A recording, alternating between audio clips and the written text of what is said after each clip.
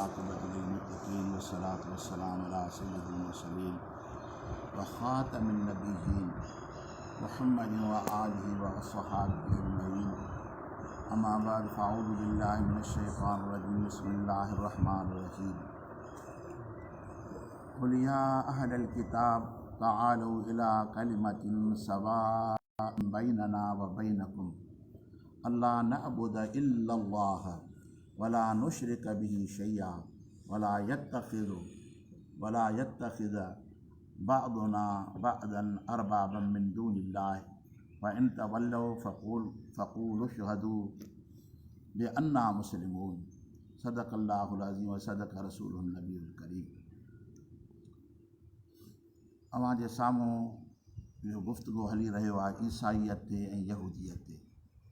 ख़ुसूसन हिन आयतुनि सॻुरनि जे अंदरि इहो बयानु हले थो पियो हबीब करीम सल्लल्लाहु अलैहि वसल्लम जी ज़ाते बाबरकात जी बारगाह जे अंदरि आया।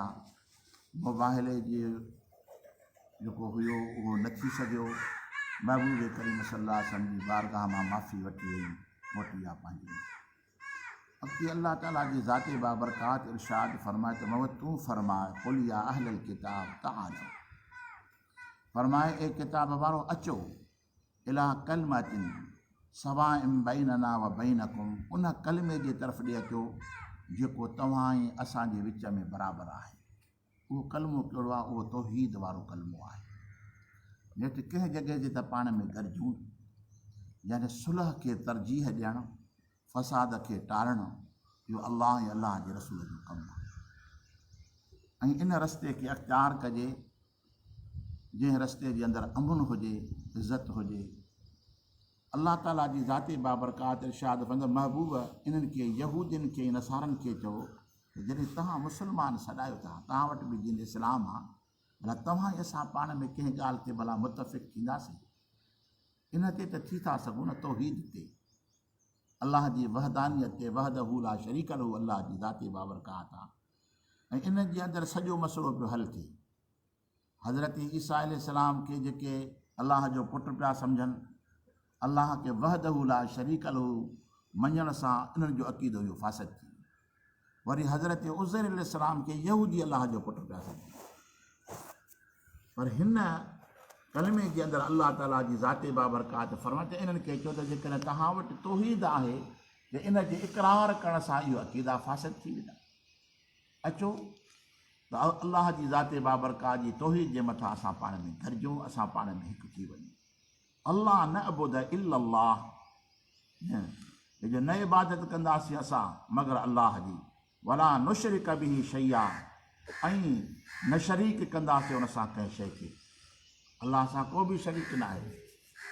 अलाह जी ज़ाते बाबरकात वहदहू ला शरीक लहू आहे। ऐं इन अक़ीदे सां गॾोगॾु वरी उनजी इबादत बि करणी, यानी ज़बान सां इक़रार करणु ऐं बदन सां उनजी बंदगी करणु।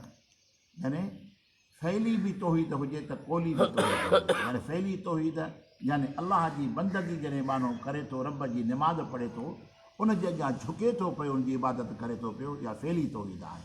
ऐं ज़बान सां अलाह ताला जी ज़ाते बाबरकात खे वहदहू ला शरीक लहू करे मञणु, इहा कौली तौहीद आहे। यानी असां वटि कौली तौहीद बि हुजणु घुरिजे ऐं फ़ैली तौहीद बि हुजणु घुरिजे। वला यत्तखिज़ बादुना बादन अरबाबन मिन दूनिल्लाह, ऐं न वठंदो बाद असांजो बाद खे रब करे सिवा अलाह। अरबाब जेको आहे रब जी जमा आहे।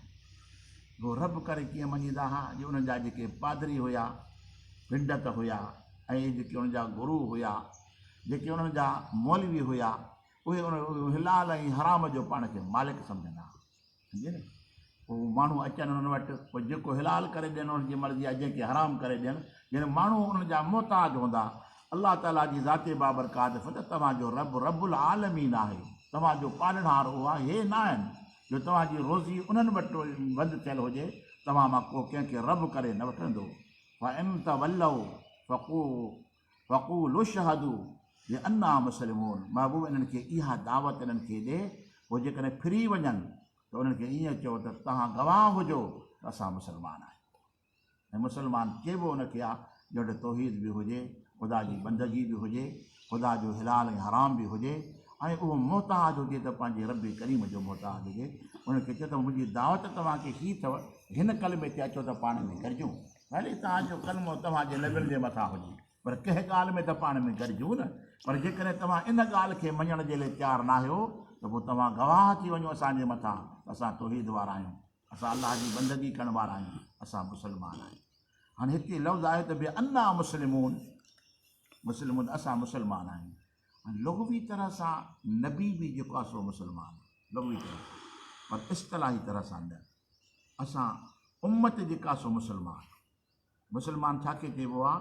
असलम युस्लिम, इस्लाम, यानी मुस्लमान उनखे चइबो आहे जेको अलाह ऐं अलाह जे रसूल जो ताबेदार, यानी अलाह जी ज़ाते बाबरकात जे हुकुम खे मञे ऐं नबी करीम सल्लल्लाहु अलैहि वसल्लम जी पैरवी करे। ऐं नबी त कंहिंजी पैरवी न कंदो, त नबी त पाण शारियो आहे न, पाण उहो हादी आहे, पाण अॻुवान आहे। तंहिं करे लुग़वी तरह सां नबी खे बि मुस्लमान चई सघे थो, बाक़ी लुग़वी ऐं इस्तलाही तरह सां महबूब जेको उम्मती आहे न उहो मुस्लमान आहे।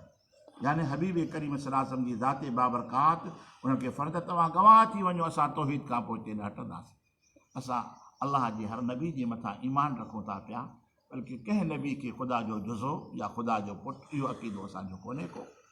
असां मुस्लमान आहियूं ऐं इस्लाम दीन आहे इहो जंहिंमें तौहीद ख़ुदाबंदी हुजे ऐं जंहिंमें ख़ुदा ताला जी बंदगी हुजे। या अहलल किताब लिम तुहाजून फी इब्राहीम, हे किताब वारो तव्हां हज़रत इब्राहिम अलैहिस्सलाम जी ज़ात में बहस छो था कयो?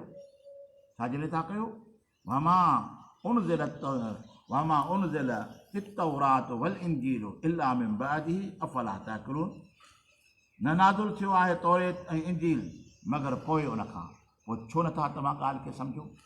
ईसाई चवनि त हज़रत इब्राहिम अलैहिस्सलाम असांजो, यहूदी चवनि त इब्राहिम अलैहिस्सलाम असांजो।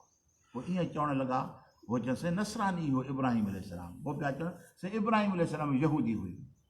अल्लाह ताला जी ज़ाते बाबरकात में हज़रत इब्राहिम अलैहिस्सलाम उन वक़्त में हुयो जो त तौरेत शरीफ़ बि कोन आयो आहे, इंजील शरीफ़ बि कोन आयो आहे, उहो हज़ार साल अॻे जो आहे।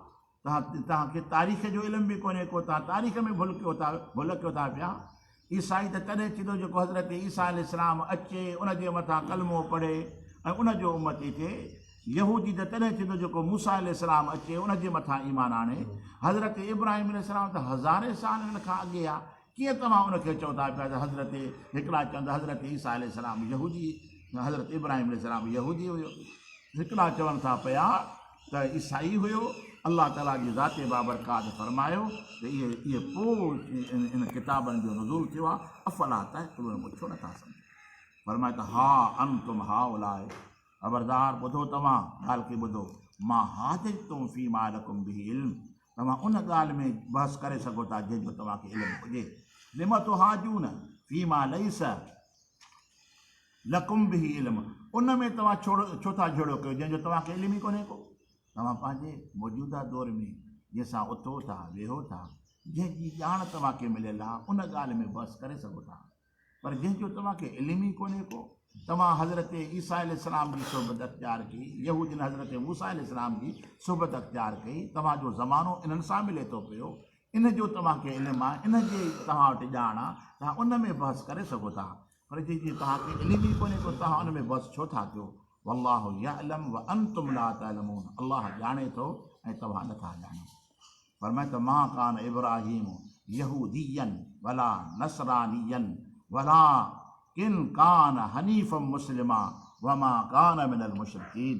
अल्लाह ताला जी ज़ाते बाबरकात वाज़िह खोले करे क़ुरान पाक में ॿुधायई, हज़रत इब्राहिम अलैहिस्सलाम यहूदी बि कोन हुयो, नसरानी बि कोन हुयो, पर उहो हिकु तरफ़ो मुस्लमान। हनीफ़ा जी माना, हनीफ़ा माना हिकु तरफ़ो माना तौहीद वारो तरफ़, यानी तौहीद वारो तरफ़ इस्लाम जे अंदरि लाज़िम आहे। तौहीद हर नबी वटि आई आहे। फरमाए त मुस्लिम सिर्फ़ु न, हनीफ़ मुस्लिमा, यानी हिकु तरफ़ो मुस्लमान हो, उन वटि को बि शक ख़ुदा जी ज़ाते बाबरकात जे हक़ में न हुयो, उहो मुकमिल मुस्लमान हो। वज़ाहत सां फरमाए त वमा कान मिनल मुशरिकीन, उहो मुशरिकनि मां बि कोन हो। टी जिन्स, हिकिड़ो यहूदी, ॿियो नसारा। उन्हनि मां जान जे छॾाइजे त वरी मके वारा मुशरिक थी विया त असांजो माइटो असां उनजी आन आहियूं असां उनजी औलाद आहियूं। औलाद हुजण सां को तौहीद वारो थोरी थींदो आहे। वमा कान मिनल मुशरिकीन, रब फरमाए त हज़रत इब्राहिम अलैहिस्सलाम मुशरिकनि मां कोन हुयो त मुशरिक बि दावा न कनि त असां इब्राहिम अलैहिस्सलाम जा आहियूं। न, इब्राहिम अलैहिस्सलाम जो उहो ई थी सघे थो जेको अलाह जी तौहीद ऐं ख़ुदा जी बंदगी जे मथां क़ाइमु हुजे। दुआ आहे त अलाह ताला असांखे अमल करण जी तौफ़ीक़ अता फ़रमाए। वमा तौफ़ीक़ी इल्ला बिल्लाह।